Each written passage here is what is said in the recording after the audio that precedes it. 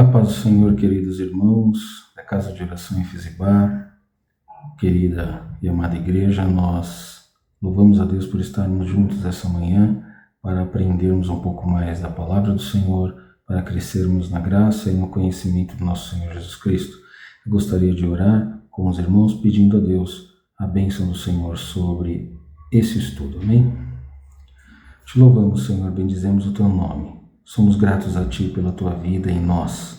Te agradecemos, Senhor, pela Tua salvação que nos alcançou. E, Senhor, Deus, Tu nos deste poder de sermos feitos filhos Teus, Pai. Te bendizemos, Senhor, pela Tua igreja, pela Casa de Oração em Efezibá, por todos os irmãos. Te louvamos, Senhor, pelo Teu servo pastor Douglas, por toda a sua direção. Pedimos a Ti, Senhor, que Tu abençoes grandemente. Que Tu, Senhor, ó Deus, o alcance, Senhor, com renovação essa manhã das suas forças, da sua saúde, abençoando toda a sua casa, Senhor. Te bendizemos pela vida do Teu servo e clamamos a Ti que mais uma vez que Tu nos ajude, Senhor, nesse estudo, Senhor, para a Tua glória, nós clamamos a Ti, te agradecendo. Amém. Irmãos, nós vamos continuar na sequência dos estudos sobre a autoridade de Cristo. E nós vamos nessa manhã falar um pouco sobre o episódio da tentação de Cristo no deserto, lembrando sempre do nosso versículo-chave que está lá em Romanos, no capítulo 11, no verso 36, que diz: porque dele, por ele e para ele são todas as coisas. Glória, pois, a ele eternamente. Amém. Eu gostaria de antemão de pedir aos irmãos, caso os irmãos ouçam algum ruído, que nós estamos fazendo esse vídeo num período ainda de movimento, e como nós estamos no 12º andar, é possível que os irmãos ouçam algum ruído e nós queremos pedir que os irmãos nos perdoem desde já. Mas nós vamos ler, irmãos, falando agora da tentação de Jesus Cristo, nós vamos ler o Evangelho de Lucas no capítulo 4. Evangelho de Lucas, o capítulo 4, vai falar sobre a tentação de Jesus Cristo e vai dizer assim, até o versículo 14. Diz assim: Jesus, cheio do Espírito Santo, voltou do Jordão e foi levado pelo Espírito ao deserto. E 40 dias foi tentado pelo diabo, e naqueles dias não comeu coisa alguma, e terminados eles teve fome. E disse-lhe o diabo: se tu és o Filho de Deus, dize a essa pedra que se transforma em pão. E Jesus lhe respondeu dizendo: escrito está, que nem só de pão viverá o homem, mas de toda a palavra de Deus. E o diabo, levando-o a um alto monte, mostrou-lhe num momento de tempo todos os reinos do mundo. E disse-lhe o diabo: dar-te-ei a ti todo este poder e a sua glória, porque a mim me foi entregue, e dou-o a quem quero. Portanto, se tu me adorares, tudo isso será teu. E Jesus respondendo disse-lhe: vai-te, Satanás, porque está escrito: adorarás o Senhor teu Deus e só a ele servirás. Levou-o também a Jerusalém e pô-lo sobre o pináculo do templo e disse-lhe: se tu és o Filho de Deus, lança-te daqui abaixo, porque está escrito: mandarás aos seus anjos acerca de ti que te guardem e que te sustenham nas mãos para que nunca tropeces com o teu pé em alguma pedra. E Jesus respondendo disse-lhe: dito está, não tentarás ao Senhor teu Deus. E acabando o diabo toda a tentação, ausentou-se dele por algum tempo. Então, pela virtude do Espírito Santo, voltou Jesus para a Galiléia, e a sua fama correu por todas as terras em derredor. Irmãos, esse é um texto que nós devemos ter cuidado em analisá-lo, para não cairmos num certo romantismo, muitas vezes traçado principalmente pelo catolicismo romano que traz um Jesus acuado, um Jesus temeroso, nesse caso da tentação no deserto. Analisando o texto, irmãos, nós não vamos nos aprofundar sobre a questão das naturezas de Jesus Cristo, natureza divina e natureza humana, porque nós já vimos isso com o pastor Everton, e no estudo dele nós vimos Cristo é Deus, e sendo Deus nos deparamos com um impasse, porque Tiago, no capítulo 1 e verso 13, vai dizer que Deus não pode ser tentado pelo mal. Se Deus não pode ser tentado pelo mal, como Cristo, sendo Deus, pôde ser tentado, né? Estudando a divindade de Cristo, nós vemos essas duas naturezas, a natureza humana e a natureza divina, e nós vemos isso expresso na vida de Jesus Cristo. Jesus curou enfermidades, Jesus expulsou demônios, Jesus aparecia e desaparecia, Jesus acalmou tempestades e mares, mas ele comia, ele bebia, ele dormia, ele se entristecia, ele chorava, ou seja, ele era homem. João, no capítulo 1, vamos ler para ficar bem fundamentado isso, João, no capítulo 1, e o verso 14, diz assim: E o Verbo se fez carne, e habitou entre nós, e vimos sua glória, como a glória do unigênito do Pai, cheio de graça e de verdade. Ou seja, Jesus era Deus, Jesus era homem, e nós podemos perguntar, a quem se aplicou a tentação? A natureza divina ou a natureza humana de Jesus Cristo? Alguns irmãos, sem titubear, eles vão dizer que foi aplicada a tentação à natureza humana, já que Deus não pode ser tentado. O que não é uma análise incorreta, até porque se Jesus não viesse em carne, se ele não fosse homem, Satanás não poderia subir ao céu para tentá-lo. Então, é uma análise que está debaixo de uma correção. Porém, nós devemos observar alguns pontos, alguns detalhes nisso. Primeiro ponto, se Jesus possuía naturezas divina e humana, era possível que elas fossem separadas no momento da tentação? Seria possível que a natureza divina de Cristo não interferisse na tentação? Irmãos, se nós pensarmos assim, pensarmos que isso seria possível, nós estaríamos anulando o verso 9 do capítulo 2 de Colossenses. Colossenses capítulo 2, verso 9. Diz assim: Porque nele habita corporalmente toda a plenitude da divindade. Corporalmente igual a corpo. Assim, no corpo físico de Jesus Cristo residia toda a plenitude da divindade. Então, como separar a natureza humana de Cristo da natureza divina? Por esse verso, aqui em Colossenses 2,9, nós vemos que isso era impossível. Não havia como isso acontecer. Segundo ponto, Jesus estava em jejum. O verso 2, vamos voltar lá em Lucas, o verso 2 do capítulo 4, vamos ler também, ou repeti-lo, diz que Jesus estava em jejum.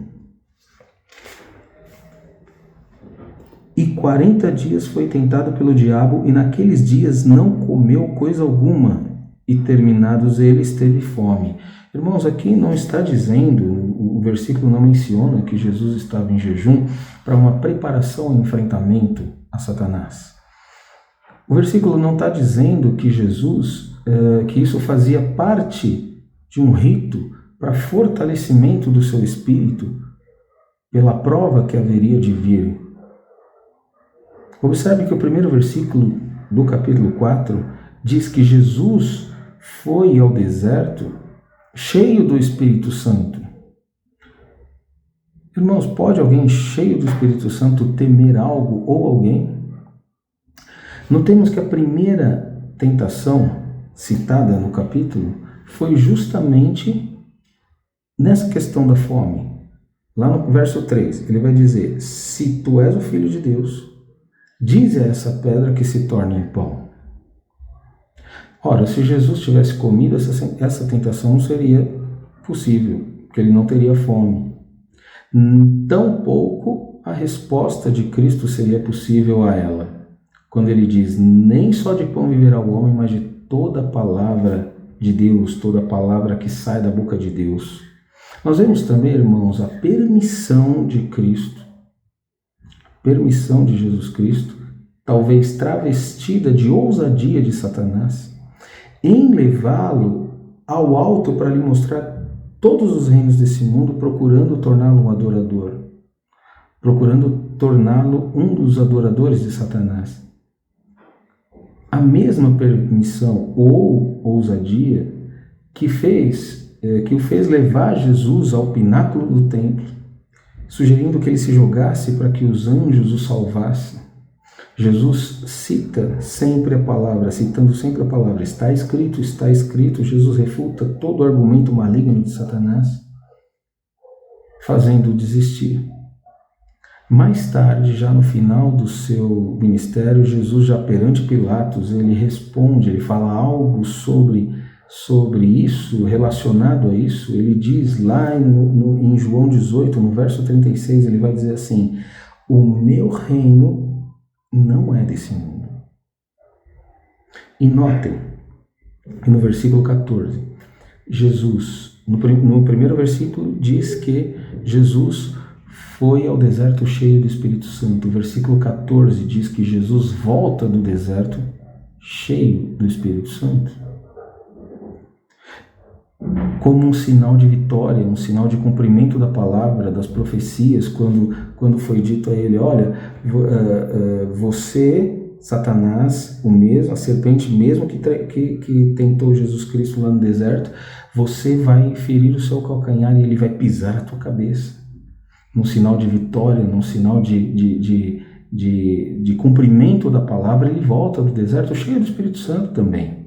E as perguntas que nós poderíamos dizer nesse caso são as seguintes: Jesus poderia ter caído na tentação do diabo?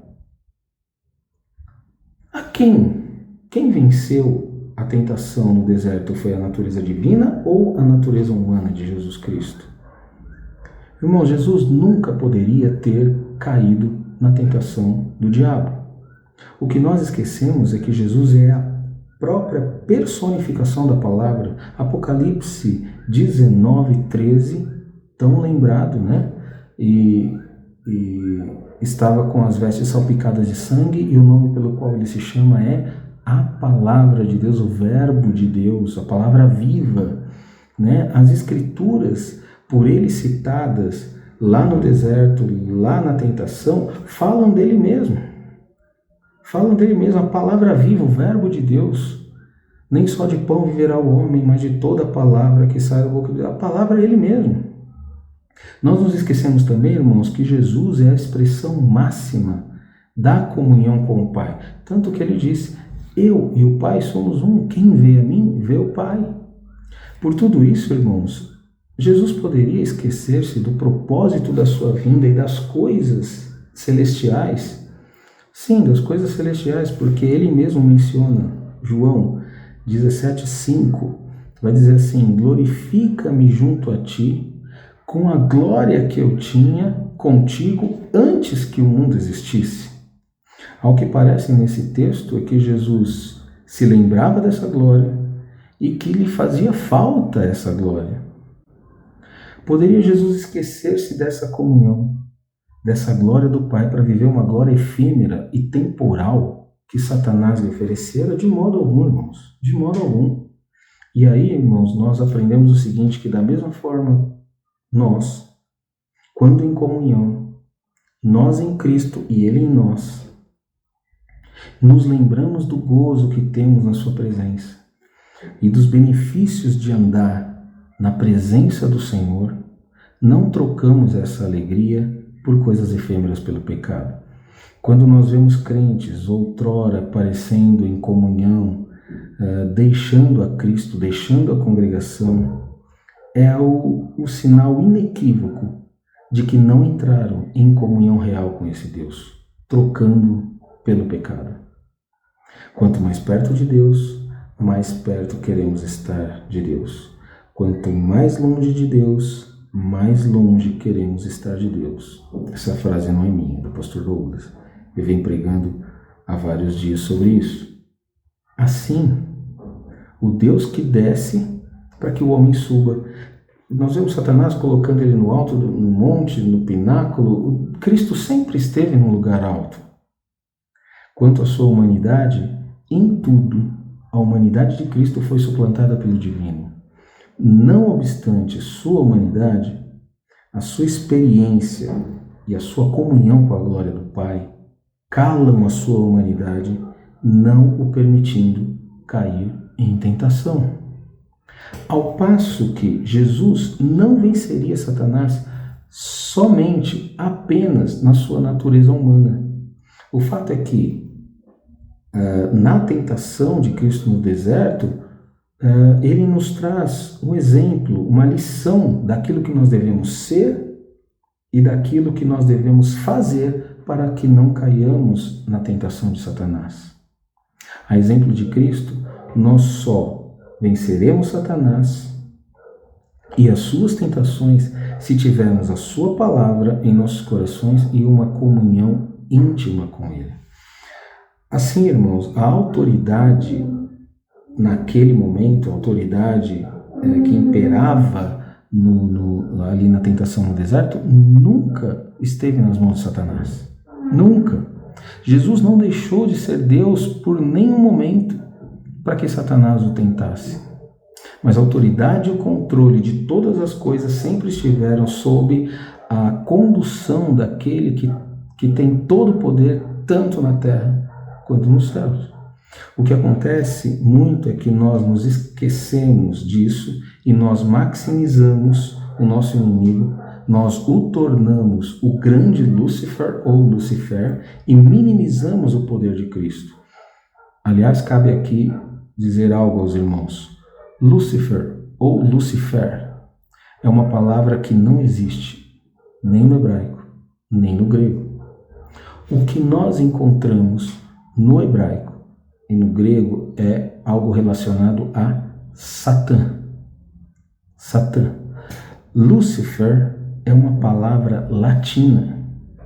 Ela vai aparecer na Vulgata Latina, que é a tradução da Bíblia para o latim. Como é que ela foi parar lá? Tudo começou com a tradição interpretativa e a tradição teológica sobre Isaías 14. Vamos ler Isaías 14. Isaías 14. Os irmãos abrindo, os irmãos vão ver. A partir do versículo 4 diz assim: então proferirás esse dito contra o rei da Babilônia e dirás: como cessou o opressor, a cidade dourada acabou. Já quebrantou o Senhor o bastão dos ímpios e o cetro dos dominadores. Aquele que feria os povos com furor, com praga incessante, o que com ira dominava as nações, agora é perseguido, sem que alguém o possa impedir. Já descansa, já está sossegada toda a terra, exclamam com júbilo. Até as faias se alegram sobre ti e os cedros do Líbano, dizendo: desde que tu caíste, ninguém sobe contra nós para nos cortar. O inferno desde o profundo se turbou por ti, para te sair ao encontro na tua vinda. Despertou por ti os mortos e todos os príncipes da terra fez levantar dos seus tronos a todos os reis das nações. Estes todos responderão e te dirão: tu também adoeceste como nós e foste semelhante a nós. Já foi derribada no inferno a tua soberba com o som dos teus alaúdes, os bichinhos debaixo de ti se estenderão e os bichos te cobrirão. Agora prestem atenção no versículo 12. Como caíste do céu, ó estrela da manhã, filha da alva, como foste lançado por terra, tu que debilitavas as nações. E tu dizias no teu coração: eu subirei ao céu acima das estrelas de Deus e exaltarei o meu trono, e no monte da congregação me assentarei da banda dos lados do norte. Subirei acima das mais altas nuvens e serei semelhante ao Altíssimo. Contudo, levado serás ao inferno, ao mais profundo abismo. Até o versículo 15 nós lemos.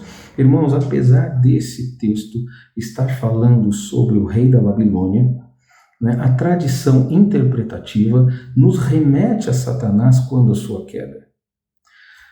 Mas, nesse caso e em tantos outros, na tradução em relação à tradição teológica, nós vemos o seguinte: a tradição interpretativa, né, deu lugar à tradição teológica. Ou seja, passou-se a crer que o texto está realmente falando de Satanás.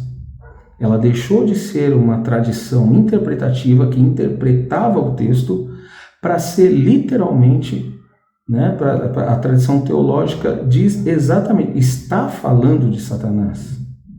Né? E quando isso aconteceu, ao traduzir a palavra, traduzir a Bíblia para o latim, usou-se a tradição teológica, né? E traduziram aqui no versículo 12, esse estrela da manhã, filha da alva, como Lúcifer. Então, o substantivo Lúcifer passou a ser o nome próprio de Satanás. Se nós tomarmos o caminho da tradição teológica, nós traduziremos Lúcifer ou Lucifer como anjo de luz ou o que carrega a luz. Sendo a luz a palavra e a palavra sendo Jesus, sendo Cristo, logo nós imaginamos que Satanás no céu, antes de cair, ele carregava a Jesus. O que não tem o menor amparo bíblico para esse argumento. Mas se nós tomarmos o uso correto da palavra Lúcifer, nós veremos que ela significa lâmpada, ou o que carrega um facho de luz. Um facho de luz, irmãos, eu carrego, os irmãos carregam, nós carregamos também. Nós estamos aqui minimizando ou subestimando o poder de Satanás de maneira alguma. A palavra de Deus diz lá em 2 Coríntios 2,11 que nós não devemos ignorar os seus ardis. Ele é um ser poderoso, um ser que nós não podemos vacilar, nós não podemos dar brecha para ele, que ele vem e destrói. O que nós estamos dizendo aqui, irmãos, é que em nenhum momento Jesus deixou a sua divindade, Jesus deixou de ser Deus, ou deixou a sua autoridade, ou a sua soberania no momento da tentação. Nós dizemos aqui que Deus nos ensinou o caminho para vencermos as tentações que a vida nos traz e que Satanás nos impõe. Vamos ler lá, irmãos, em Tiago capítulo 1, o verso 12. Diz assim: bem-aventurado o varão que sofre a tentação, porque quando for provado receberá a coroa da vida, na qual o Senhor tem prometido aos que o amam. Deus, ele nos promete vitória, ele nos promete a coroa da vida, vencendo as tentações de Satanás.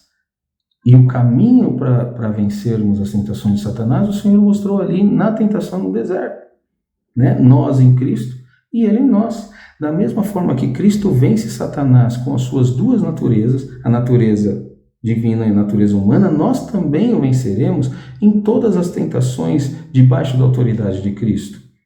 Jesus foi tentado no seu ministério, no seu propósito, né? Naquilo que ele veio para fazer na terra. Nós somos tentados nas nossas concupiscências, na nossa humanidade, mas o mesmo Deus que desceu do céu, que deixou a sua glória, que se entregou por nós, ele nos deu a oportunidade de participarmos da sua natureza, também nos dando a natureza divina, para que nele nós vençamos as tentações. Ou seja, nós em Cristo e Cristo em nós também temos a natureza divina, resultado da sua obra redentora, o nascer de novo, a viva esperança mencionada por Pedro lá em sua primeira carta no capítulo 1.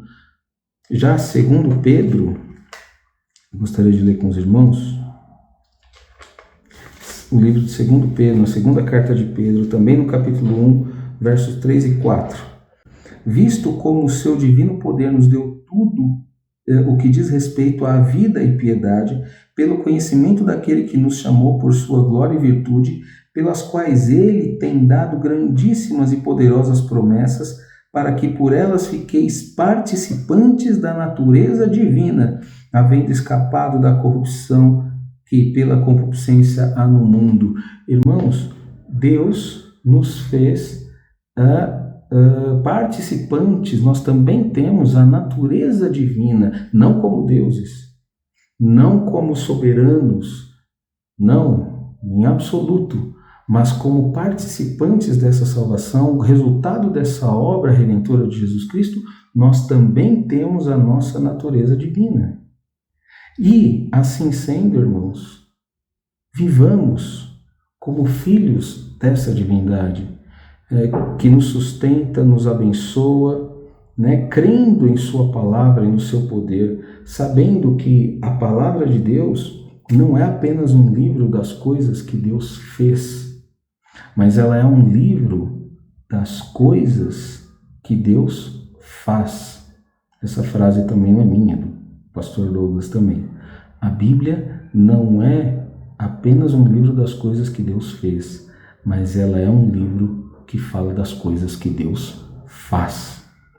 Assim, irmãos, nós louvamos a Deus por esse dia, bendizemos o nome do Senhor e que nós creiamos, irmãos, que esse Deus ele é poderoso em todas as coisas, sobre todas as coisas ele é o Senhor.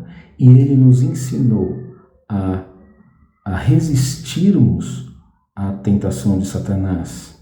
A tentação de Satanás quando nos mostra algo que nos tira do propósito de Deus sobre a nossa vida. O Senhor nos ensinou a combater isso com a sua palavra, na comunhão íntima com o Senhor.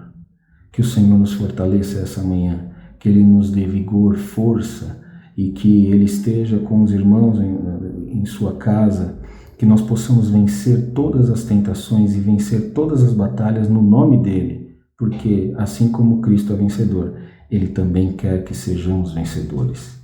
Assim, irmãos, nós vamos orar a Deus, vamos clamar ao Senhor para que Ele nos fortaleça e que possamos crescer na graça, no conhecimento e também crescermos na comunhão com esse Deus que nos sustenta.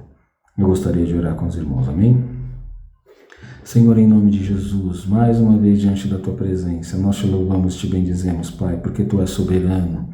Nada, Senhor, pode te abalar, nada, Senhor, ó Deus, pode, Senhor, ó Deus, tirar a Tua soberania. Senhor, Tu és poderoso e como, Senhor, Tu não há ninguém. Ninguém há semelhante a Ti, Senhor, e nós te louvamos por tê-lo como Deus, por Tu, Senhor, ter nos dado a possibilidade, a oportunidade de vivermos, Senhor, ó Deus, debaixo, Senhor, do Teu cuidado e do Teu poder, de sermos participantes da Tua natureza, natureza divina. Nós te bendizemos, Pai, por isso, e pedimos a Ti, dá-nos poder, Senhor, para continuarmos diante de Ti, dá-nos poder, Senhor, para, ó Deus, crescermos na graça, no conhecimento, na comunhão contigo, Senhor, tendo a Tua palavra em nosso coração, Senhor, ó Deus, para que, como o salmista diz, Senhor, escondi a Tua palavra no meu coração para eu não pecar contra Ti, Senhor. Assim, Pai, sustenta-nos, Senhor, e que em nosso coração, em nossa mente, esteja, Senhor, ó Deus, ó Pai, solidificado, que o Senhor é soberano sobre todas as coisas, Pai. Assim, Senhor, ó Deus, nós repreendemos toda obra do mal, toda obra, Senhor, que não provém de Ti. Nós repreendemos o nome de Jesus e Te pedimos que Tu adentres com vitória a casa dos nossos irmãos, que eles creiam, Senhor, que nós creiamos que esse Deus, Senhor, é o mesmo Deus que nos salvou, é o mesmo Deus que nós servimos, o mesmo Deus, Senhor, ao qual estamos, Senhor, reunidos, Senhor, em torno do Seu nome nessa manhã. Senhor, que o louvaremos, ó Pai, mais tarde à noite na Tua casa. Senhor, é o mesmo Deus, Pai. Assim, Senhor, ó Deus, vem sobre a nossa vida, tira o mal, Senhor, ajuda, Senhor, ó Deus, a nossa incredulidade e nos dá, Senhor, poder para, Senhor, vencermos, Senhor, as tentações, Senhor, sermos vitoriosos diante de Ti. Cada dificuldade Tu adentres com poder, aquilo que os irmãos colocam diante da Tua presença, atende, Senhor. Senhor, entra com cura. Entra, Senhor, com cura. Senhor, ó Pai, nós dissemos que Tu és o Deus, Senhor, que faz, ó Deus, aquilo que está escrito na tua palavra, tu fizeste e tu continuas fazendo. Adentra com cura, Senhor, sobre a vida dos irmãos que necessitam, Senhor, para que o teu nome seja glorificado e exaltado. Assim, Senhor, ó Pai, nós te agradecemos por esse dia e pela oportunidade de estarmos, Senhor, reunidos em torno do teu nome, e o nome pelo qual tu se chamas, Senhor, é a palavra de Deus. Nós te bendizemos, Pai, por essa oportunidade, te agradecendo em nome de Jesus. Amém. Glória a Deus, irmãos. Nós louvamos a Deus por mais esse dia de estudo e nós nos encontramos na próxima semana para continuarmos os estudos sobre a autoridade de Cristo. Amém, irmãos? Nós nos encontraremos a semana que vem, assim querendo o Senhor. Que os irmãos fiquem na paz de Cristo em vossos lares. Deus os abençoe.